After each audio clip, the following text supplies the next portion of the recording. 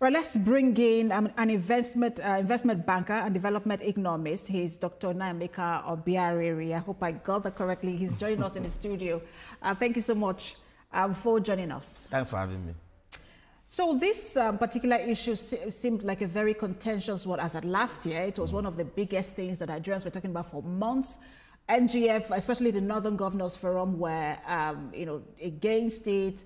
The president, in his media chat did say, look, there was no going back. But all of a sudden was saying that there is a turnaround and agreement has been reached.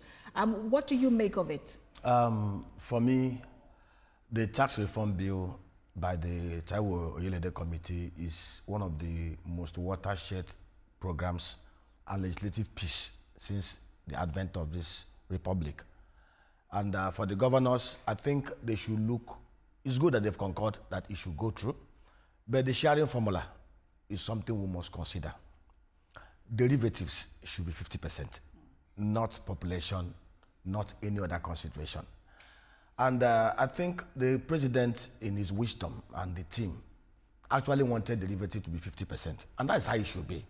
And if we look back to history, the golden era of Nigeria was between 1960 to 1966. In fact, I was privileged to look through the revenue formula and revenue generation in 1964.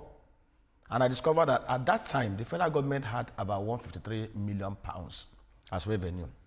The regions, I think the South, the old Eastern region generated about 10 million pounds. The old Western region about 7.2 million pounds, and then the Midwest, 2.9 million pounds. You could see that each of the regions were very, very productive. They were contributing to the center, not the other way around. And that time we had a fiscal regime, a fiscal program that allowed the constituent units to control 50% of whatever they produced, pay 30 to the central port, the quality, and then 20 to the federal government. And the exclusive list then was limited to external relationship and external security. And there was incentive for everybody to go look inward and produce. And if you look at the revenue stream then, the North had the granite pyramid, had the textile, had the cotton, that was booming. In Kano then, the granite pyramid was like towers. In the West, we had the old West region had cocoa and the cocoa byproduct. In fact, the tallest building in Ibadan that still stands today was built by Bafemi Awolowo. We had free education in the West. About 430,000 people were on scholarship, fully paid scholarship. In the old West Eastern Nigeria, we had a very, very ebullient medical doctor, Michael Lobara, who became premier at 39.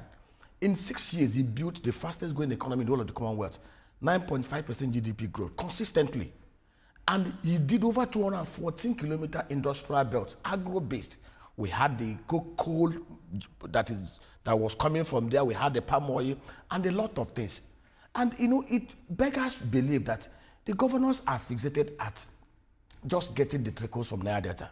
If somebody says, okay, I want derivatives to be 50% or to attach more in population, population is actually an advantage for people who are very productive. Look at China, 1.4 billion people. See what they are doing. Look at India.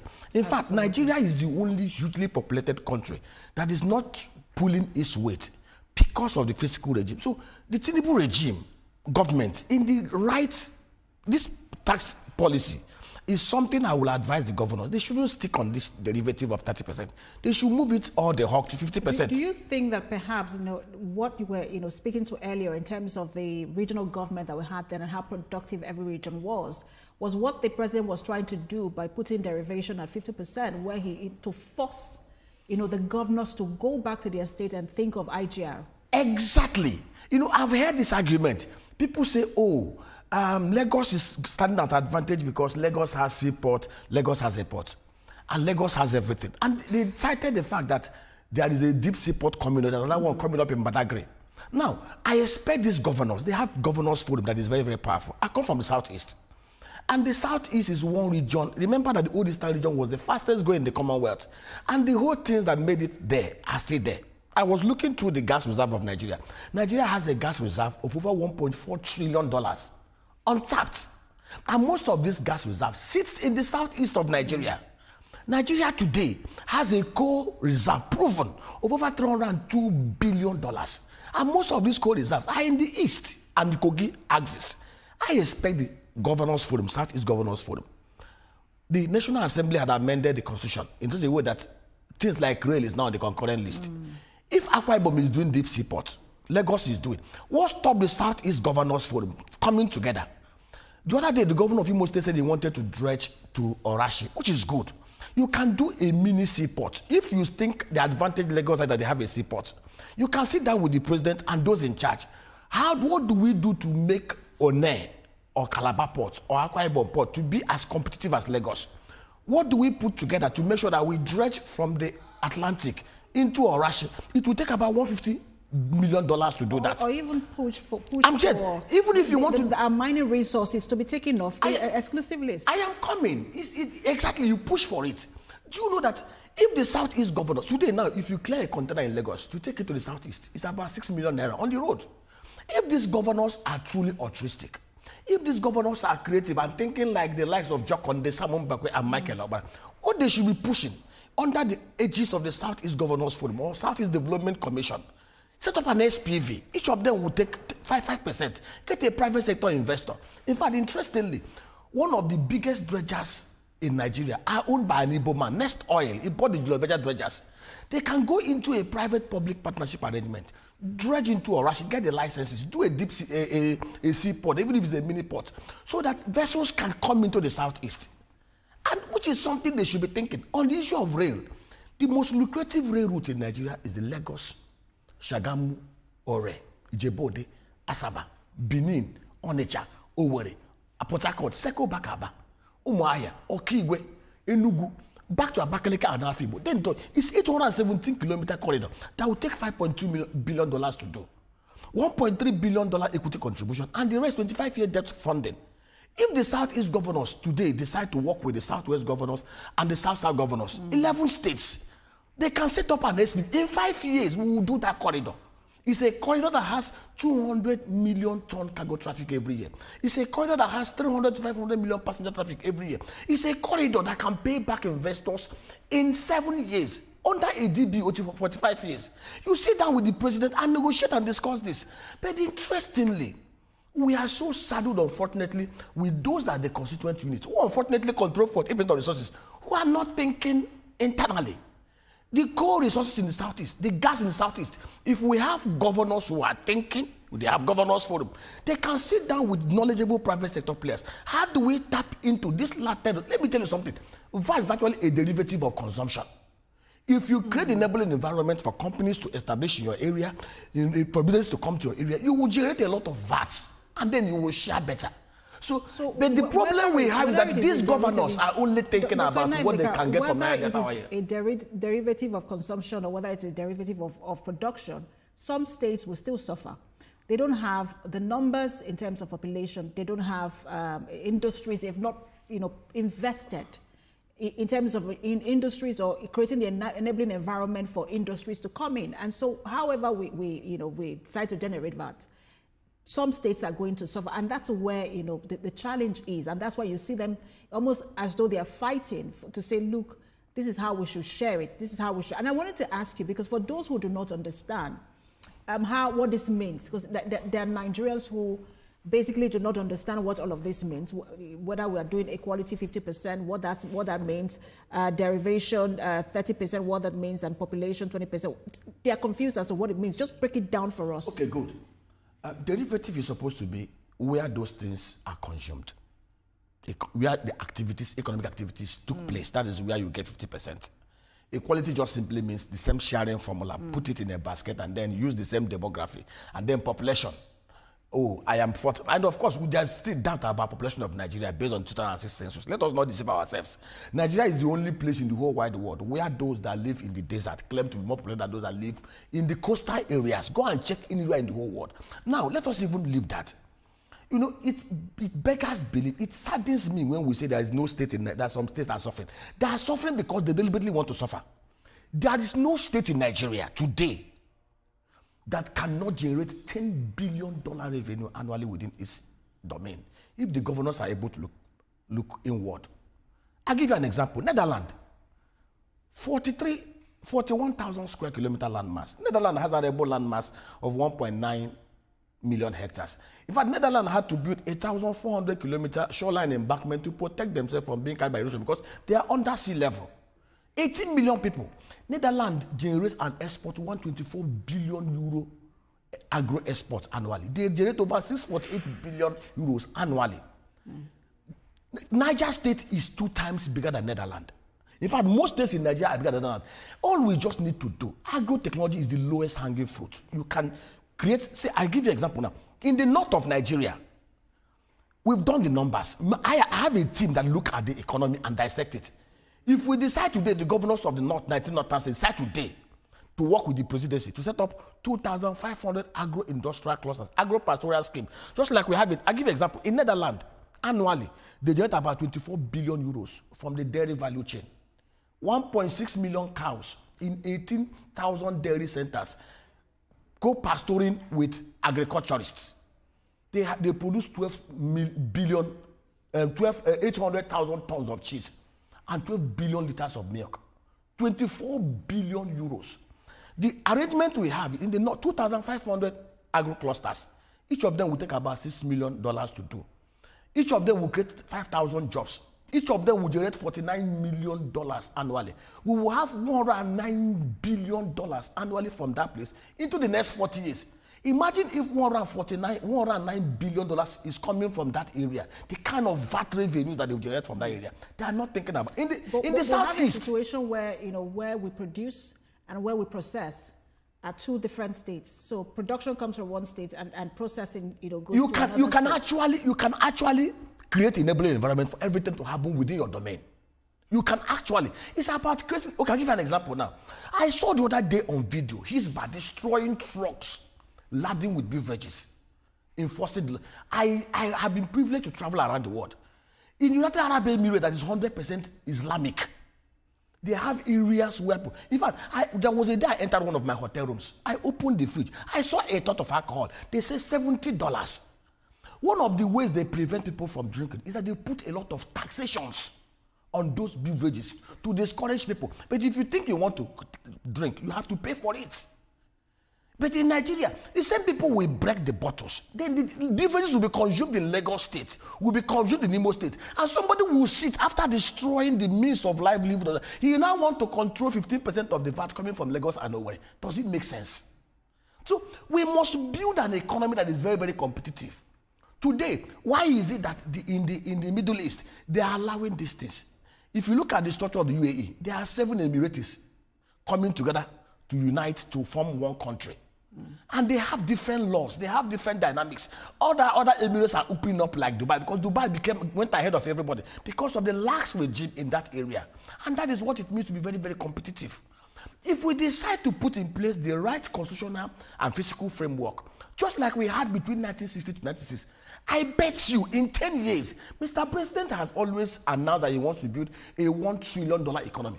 If we put in place the same fiscal and constitutional regime that we had between 1960 to 1960, I bet you in 12 years, we will build a $2 trillion economy. Why? Because the governors will now look inward. It is not a case of monkey the work, baboon the chop. Everybody will now look, what do I do in my own state to generate revenue? In Imo State, where I come from, we've done the numbers. We can easily generate nothing less than 2 trillion naira from Imo State every year. The Southeast can generate between $20 to $100 billion annually across the value chain. The Southwest can generate nothing less than $61 to $90 billion internally if the governors look inward. But unfortunately, everybody is fixated with Abuja. And Mr. President and his team, all I expected governors, okay, Mr. President, since you have begun to adjust the fiscal revenue sharing formula on the tax side, can we extend it to other products, oil and gas, gold, silver, agri products? And when you do it to coal, and then they can ask Mr. President, can we now reduce some of this on the exclusive list? Let mining go into the concurrent list and all those stuff. That is what we expect proactive thinking governors to be doing. But sitting down in Abuja to say, okay, let us reduce it 30%. It is not moving. They are not moving this country forward. And I will encourage Mr. President to stand firm. In fact, Mr. President has always been an advocate of sovereign national conference. He has always been an advocate of fiscal federalism. He should go all the hog. If that is the only thing he achieves in his regime, trying to restructure the fiscal regime of Nigeria, history will be kind to him. So one of the things that was also said, of course, the issue of VAT should not be increased. They've also talked about the idea of no reduction in the company income tax. Are we also missing out? Because again, on one hand, you're saying don't increase VAT, which is good, or don't reduce company income tax, because it would seem as though, I mean, the governors were thinking based on what they would get and not how, that would trickle down and impact, on job numbers, for example, because these are the businesses that employ. And if you at least reduce tax for them, you create room for them to invest in other areas. I mean, were we thinking, or were they thinking in that regard when they were saying the reduction in income tax? The problem we have is that we are short of thinkers and proactive developers in the mood of those we had in the First Republic. I'm sorry to say it. They are talking about, I'll give an example. In 2002, Elon Musk, the wealthiest man in the whole world, paid a whooping tax of $11 billion to the US federal account. $11 billion. Most corporations are leaving Nigeria, PZ and all of them. They are leaving because the environment is not conducive. There is insecurity, there's multiple tax regime, and which is what Mr. President is trying to reduce. I'll give an example. PZ made a huge loss in Nigeria in 2023. But if you look at their operation, they actually made the highest profit after tax based on operation of 38% compared to their operation in other parts of the world. But they lost out because of FX devaluation and FX-related losses. All I expected the governors to sit down. And I said, when we talk about insecurity too, everybody begins to look at the center. As a governor of a state without Abuja, I will not share an inch of my state with any hoodlum or bandit. The governor of Zamfara State even stated that they know where the bandits are. The people know who the bandits are. They are not unknown. And he said with the right political will, we can destroy them in 2 weeks. We expect the Northwestern Governors Forum to sit down with Mr. President. This is what we want to do, to ensure that there is no banditry, there is no ISWAP, there is no local wara in the whole of the Northwest. I expect the Southeast Governors Forum to sit down with Mr. President. We want this, we want this, we want this to destroy insecurity. And I'll give you an example. If today we want to destroy insecurity in the Southeast, all we just need to do, if we decide to be very transparent, security is indigenous. Let me tell you, every community knows the good, the bad and ugly. And the good are being hindered because the very minority evil people have AK-47 and means of oppression, which is unlawful terror. If we decide today to do what is right, go back to the 1, 2, 4, 6 electoral wards in the Southeast, ask the leaders, the clergy, give us 100 of your sons who you can trust. Bring them under what we call agro rangers. Do clusters of 1,000 hectares in every ward. Get the federal government to support you. Set up a security trust fund of 120, 150 billion naira. We will fund it in 24 hours in our labor. We have people that can fund it. And if you bring the 100 people, train them under it will be tripartite supervision, the National Security Advisor, the governors, and whoever that will head in every state. Equip them with AK-47, just like we have the civilian task force in the north. Getting us in to give us 3 armored personnel carriers in every local government areas. When you take 1,000 hectares of land from every of the 1,246 electoral wards, you will have reduced any place where the bandits will hide. Give them concussion drugs and allow the people to go to their forest and fish out the kidnappers and the hoodlums. When you have these people being paid well, and you have agro parks that can create between 10, 15 billion naira every year in every of these electoral wars, there is job and everything. Insecurity will be a thing of the past. Unknown government will be a thing of the past. Sit at home on Monday will be a thing of the past. But these governors are not after all these things. If you ask them, they will tell you, oh, the federal government controls the army, the federal government controls the military, the federal government controls the police. But we know that security is beyond kinetic. It's winning the trust of the people, working with the people, and using the people, the good people, to flush out the very minor bad people that are creating problems for us. And when you have the conducive environment for 24/7 economy to grow, Nigeria will blossom. So I expect every one of them to sit down. Leadership is all about protection of life and property. That is number one obligation of every leader. But these guys will not see. If we have compassionate, empathetic, honest leaders, in the mood of Jokonde, in the mood of Michael Okpara, in the mood of Simon Bakwe, in the mood of Obasanjo Olowo, in today's Fourth Republic, Nigeria will be fixed in less than 1 year. But the problem is that all they are thinking is about, oh, how do we get FAC? How do we get Jack? How do we share it? And how do we loot it? I'm sorry to use the word. And that is what we're experiencing over the last 25 years. All right, so one of the things that people have said is that, which you also mentioned, is the harmonization of the tax regime, where, I mean, this presidency is saying, we do not want the multiple taxation, which has actually hindered investment. are we likely to see more investment, whether local or foreign, now that we've, it's not been passed, but once it's passed, more investments into the country? Let me tell you, one of the reasons why I love this tax policy is to try to remove most of the multiple tax regimes. I'll give you an example. I chair a group that has a rice mill in Baraba. We loaded a truck of rice from Abuja to drop in Obiaraeri. The truck traveled all the way from Abuja, crossing different states. Immediately it entered in Soka.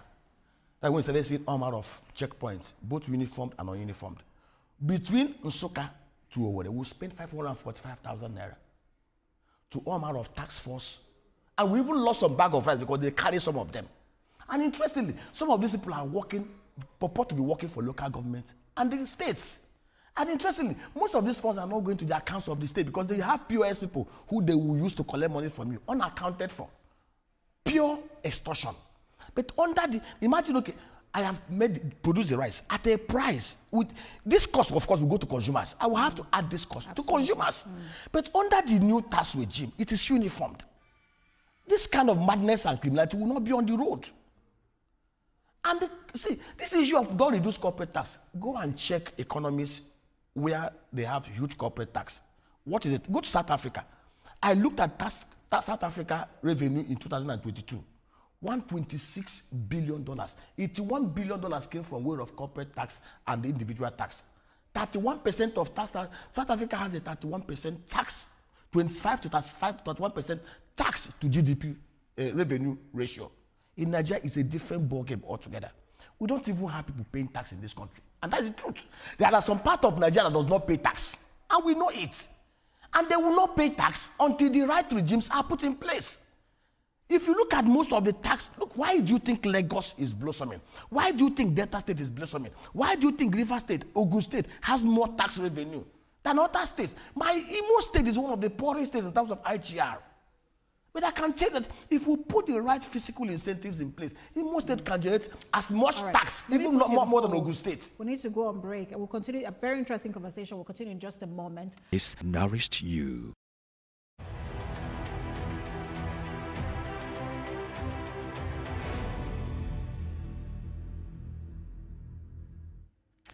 Thanks for staying with us. You're watching Standpoint. We've been talking about the new agreement reached by the Nigerian Governors Forum with the Tax Reform Committee and what all of that would mean for the country at different levels, at the state level, at the national level, even the local government level. We've been speaking with investment banker and economist, Dr. Obiaraeri. Thank you so much for staying with us.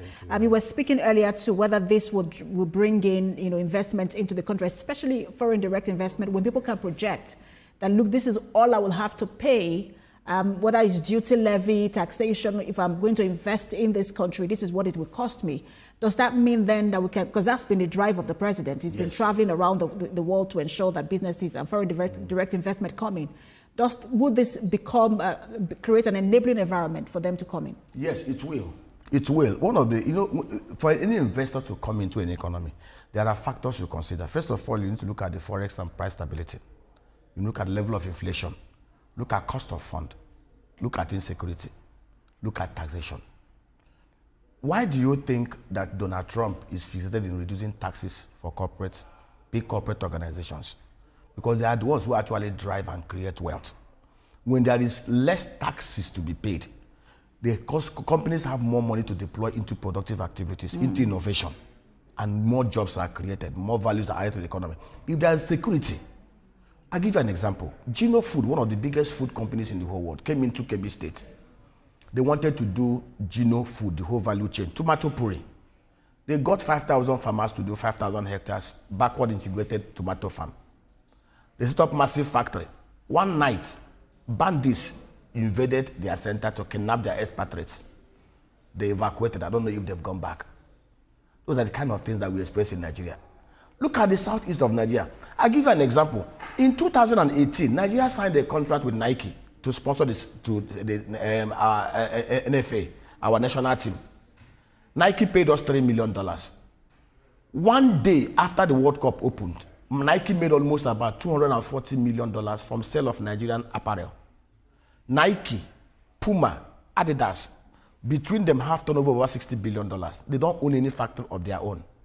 Most of their production are done under contract franchising. Most of the companies producing those things for them are in Bangladesh, are in Indonesia, are in China, are in Vietnam. Nigeria has some of the best tailors, some of the best apparel producers in Aba and Onitsha and Kano. A thinking governors forum, those of the Southeast, should think about how do we create competitive agro-producing clusters so that Nike, Adidas, and Puma can actually be producing their apparel in Nigeria so that we can eat into the $60 billion turnover annually. We can at least produce $5 billion worth of those products. Under George Bush and Bill Clinton, they developed the African Growth Opportunity Act to allow Africans export into America tariff-free. America imports $120 billion worth of apparels and shoes every year. None comes from Nigeria. Rather, we are importing things from Pakistan. A thinking government should be, how do we empower those within those sectors to ensure that we'll export into the US? Today, a bag of rice is selling for almost about 100,000 naira per 50 kg. I have a rice mill. To produce a 50 kg bag of rice from the farm gate to the milling plant takes nothing less than 58,000 naira per 50 kg bag. But what brings the cost to 100,000 are all the criminal tax levies, all the extortions on the road from the production point to the place where it is sold. And then, of course, greedy middlemen. So we should be asking ourselves these questions. If we put the right incentives in place, if I'm a governor, what I should be thinking, how do I make my state more competitive? I drove into Eko Atlantic. It was done under a PPP framework. There is no state in Nigeria that cannot develop its own tourist heaven. If we have Banana Island in Lagos, how come somebody is not doing Plantain Island in Onitsha, between Asaba and Onitsha, where you have a riverway? How come? People should be thinking, how come somebody is not doing Uguta Wonderland, where you have a Uguta Lake? So these people are not thinking, and that's the truth. You see this country, there is no country blessed like Nigeria. I was thinking, I was in Kigali for 15 days. For the 15 days that I was in Kigali, I didn't see any pothole. The light did not blink one minute. Kigali does not have the kind of river tributaries we have in Nigeria. Kigali is landlocked, 26,000 square kilometers, smaller than the southeast. Kigali does not have gas reserve, yet they have uninterrupted power supply. Nigeria with $1.4 trillion gas reserve, $202 billion coal reserve, does not have 24/7 power supply. Now they've diversified power. What are the governors doing to create eco-captive power systems to drive industrial revolutions in their state?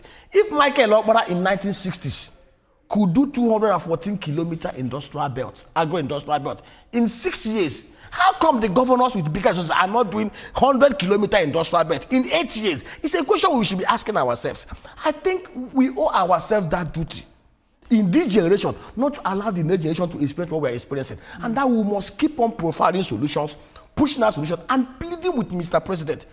If the only thing he will achieve in his first 2 terms, or first term or 2 terms, is to totally restructure Nigerian physical constitutional framework back to the 1960s framework, history will be very, very kind to him. Because that is the only thing. Drive productivity and production. Because people have always said our biggest challenge as a country is that we're a consumer nation and that we do not produce as much as we should. And so we end up exporting, or rather importing much more than, things that we can easily even produce here. Is that what you just analyzed? Is that what would drive productivity and production? That is not even the argument. The argument is, what are you consuming? Singapore, as small as Alimosho, 712 miles, square miles land size, 5.16 million people, import over $600 billion worth of commodities and services and goods. They even import sand to be able to do shoreline embankment to protect themselves. The question is, what are you importing? I give you an example today. Do you know that it will shock you that despite the fact that we have 64 million arable land mass in Nigeria, our tractor population is less than 45,000 tractors. In areas like Netherlands, like Slovenia, they have tractor population of at least 1,200 tractors per 100 square kilometers. If Nigeria should have enough tractor population to sweat our land mass, we must have at least 800,000 tractors. What are we doing? If we're importing tractors, if we're importing agro-technology to be like Netherlands, nobody will question us. The question is, we are importing junks.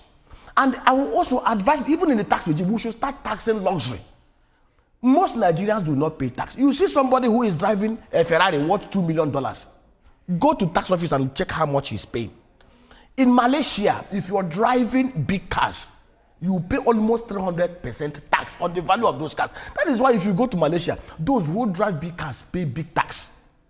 That is why it encourages them to patronize their locally produced vehicles. If we decide today to introduce luxury taxes in Nigeria, tax your bling bling, tax your luxury cars, tax your luxury mansions, tax your luxury lifestyle, people will channel their funds into productive purposes. Because one of the things that pushes most of this ostentatious living is because the funds are not properly generated. Have you seen Elon Musk? Have you seen Elon Musk, the way he dresses? One of the richest men in the whole world, Warren Buffett, still lives in a 4-bedroom bungalow he built in Omaha. Still drives his own Buick car. He invests heavily. He's worth over $100 billion. But in Nigeria, you see people who are not even worth up to $1 billion living larger than life because they are not paying taxes. They are not doing what they are supposed to. They are not engaged in any productive activities. We must get to a point where we build an economy where people are productive, where honest, productive works are rewarded. Tax incentives and tax breaks should be given to those who are into production, who are into honest economic activities. And we must look at, and the only way we can build this economy is for us to go back to that 1963, 1960 constitutional and physical framework. Bring out that constitution, dust it, change the regions from 4 to 6, adopt the same physical framework. I tell you the truth, when people know there is no longer free lunch in China, they will sit down and work. But as long as we run an economy that is not merit-based, an economy that does not honor honest enterprise and effectiveness, an economy that rewards criminality and take and grab and run, we will never make progress in this country. And is that what is also driving us to borrow? Because we seem to be borrowing, whether at state level or national level. You realize that sometimes when the state debt is so high, you're wondering, and people say, look, and this is where the problem is. When it is not, when the development in that state is not commensurate with, and that's why some people will say they won't pay tax. It's not excusable, but some people will say, look, I won't pay because the development is not even commensurate with, the amounts we're given. And so why should we continue to pay when we're not seeing what the money is also being used for? I mean, that accountability conversation also needs to be had. See, borrowing is not a problem. Borrowing, in fact, leverage financing is actually the cheapest source of financing for funding development. But the question is, what are you borrowing to fund? I took our time to look at our development plans over the last 25 years. In 2007-2008, Nigeria had a global infrastructure development master plan that indicated clearly that for us to build our economy from the current 4th world economy level to 2nd world, we must have consistent investment of $100 billion, sustainable over the next 30 years, $3 trillion investments. We had the economic recovery growth plan between 2017 and 2020 that would not even achieve 1%. Then we have the national development plan, 2021-2025. In fact, in that national development plan, it was envisaged that we'll be able to generate capital investment of $839 billion, over 80% of it from the private sector. We were even envisaged that we're going to have budget surplus in 2025. Look at the current budget proposal. It already has a deficit of 13 trillion. I give you an example. I'll give you an example. If we decide today, I challenge the northern governors, I challenge the southeastern governors, I challenge the southeastern, we will give them pro bono advice, structure it for them how they can do this. If the governors of the north decide today to borrow 15 billion, they go to Akinwumi Adesina and Yemi Kadus and say, I give you this structure. We want to do 2,500 agro-industrial clusters, 1,000 hectares each. And they have the land mass, 64 million arable land mass. This will give us 125,000 agro rangers that we can use to destroy insecurity in 1 year. Each cluster will give you, we've done the BOQ, we've done the business plan, we've done the numbers. Every year, they will make $42 million from each clusters. 5,000 to 10,000 jobs from each clusters. $109 billion revenue. In the southeast, we have a proposal that can make them generate between 20 to 100 billion annually. In the southwest, $61 to $90 billion annually. In every state in Nigeria, sector by sector, services, production, what they can do. But the problem, and they will borrow to do it. Okay, if we are borrowing to invest, I'll give you an example now, the rail route I mentioned to you. That rail route, Lagos, Ijebu, Shagamu, 817 kilometers that crosses southeast, southwest, south, is $5.2 billion to do it. $1.32 billion equity funding, $4 billion 25-year debt funding. We can easily raise the money. Under a DBOT arrangement, 45 years. Payback is 7 years. It will catalyze development across the whole areas it will pass through. The numbers are there. If you are borrowing in such a very transparent manner, you are borrowing $4 billion that will be repaid in 7 years. It is there. If you are borrowing to fund agro-industrial park that can repay in 2 years, the numbers are there. The other day, it was said that, AFDB is giving them about 7 states $2.2 billion. The governors are yet not yet open. Tell us, who are those who are even going to benefit from it? And I can bet a finger, most of the private companies will be their cronies. And I said, somebody said, if Nigeria is an honest place, today at AMCON, we have over 5.2 trillion naira toxic assets that are owed by less than 320 Nigerians. And most of them are prancing around as philanthropists. Most of them are governors. Most of them are public office holders. 5.2 trillion naira of taxpayers' money. Nobody's asking, how are we going to repay this money? And because people do all manner of nonsense and get away with it, there is no law, there are no consequences. And that's why I was saying that in terms of the issue of taxation, because you were saying earlier that people don't pay, and I'm saying no excuses for those who don't pay, but perhaps there is the accountability question that is the reason why some people like to evade tax, criminal elements. But there are those who, is because of the accountability question of, what are you doing with my tax? I have not seen any development that is commensurate with what you're collecting. And so for them, until I begin to see that there is development, and then I can aid you with more funding. But until then some people will say, look, they are not going to pay tax. See, all of us are collectively responsible for where Nigeria is today. We talk who is to hold who accountable. Let me tell you, 80% of the average Nigerian elite is always waiting on the wings to see if he will be able to invite to the table to share and continue the parade. If 80% of, even 60% of Nigerian elites are responsible, are compassionate, are accountable, have the fear of God, Nigeria will not be where it is today. We talk about electoral reform. We need to make election transparent. And I ask one simple question. We have 176,824 electoral polling booths.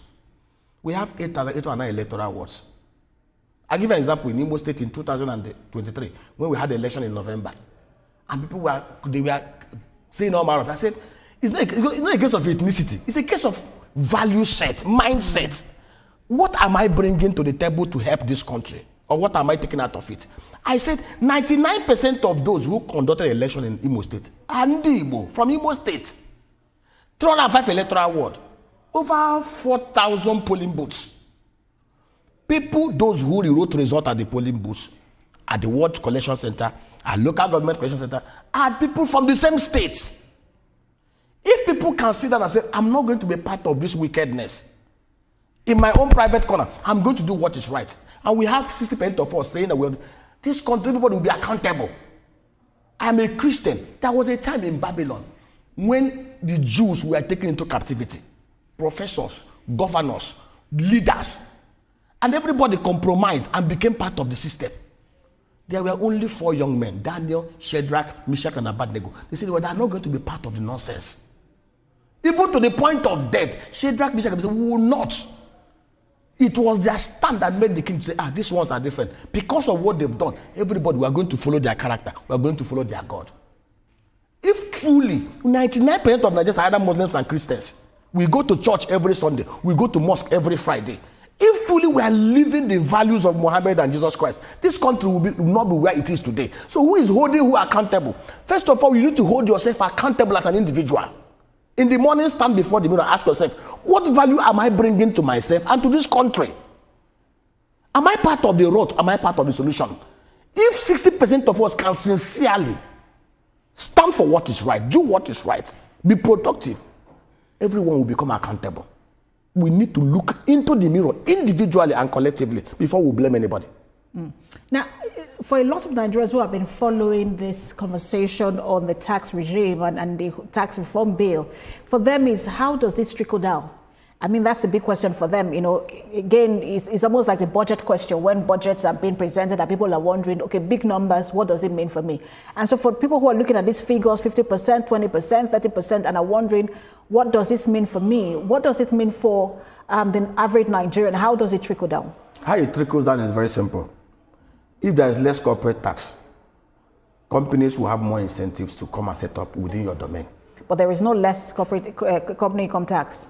But that is what under the tax program, it was supposed to be less. The governors have said, keep it the way it is. And I said, Mr. President and Taiwo Oyelede team and National Assembly must stick to that reduction. You see, let me tell you, the governors are not. I'm sorry to say, the governors are not thinking legacy. What they are thinking is that, how much am I getting? Nobody's asking, how much am I bringing to the table? There's an Igbo adage that says a goat that is owned communally sometimes offers parturition in tetas. People should be asking, what are we bringing? Let me tell you, when you look at an issue from the point of view of what value am I bringing, your thinking will be different from those that are thinking, what can I grab? All the governors are thinking, what they can grab. And it's not making sense. I give you an example now. Where I come from, Imo State, we have 305 electoral ward. As governor, I will show you how I will generate 5 to 10 billion naira from every of those wards and how I can create 1,000 jobs. If I have 1,000 people in every ward in my state earning 1 million naira or 2 million every year, and I'm taking 10% tax from them, more money will come to the table. More jobs will be created. People will have a higher living standard. And when people are employed, there will be no incentive for them to go and live in the bush as unknown gunmen and like animals. 3 reasons why we have insecurity in Nigeria. 1, economic inequalities. People are poor. Lack of education. Go and check the top 10 biggest economies in the whole world. The top 10 most secured countries in the whole world. They have literacy level of 98%. How come UAE, 100% Islam, they are not the same thing like Pakistan or Yemen or Afghanistan? Because they have literacy level of 98%.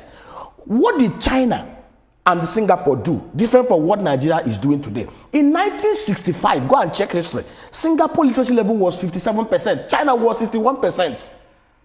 In 2005, 1980, China decided that they want to go on a massive education program. By 2005, they moved the literacy level to 97%. Today, look at where China is. Look at Singapore.